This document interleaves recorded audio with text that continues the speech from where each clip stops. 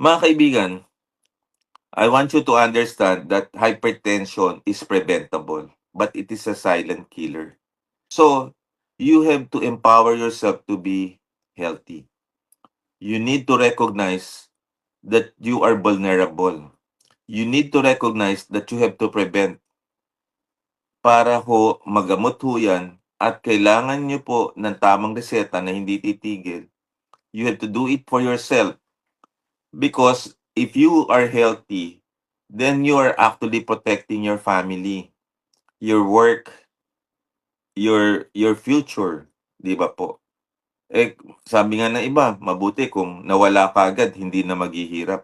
I have seen so many patients na na-stroke at bedridden at for many years inaalagaan. Ayoko ng gano'n. Ayoko ng gano'n quality of life.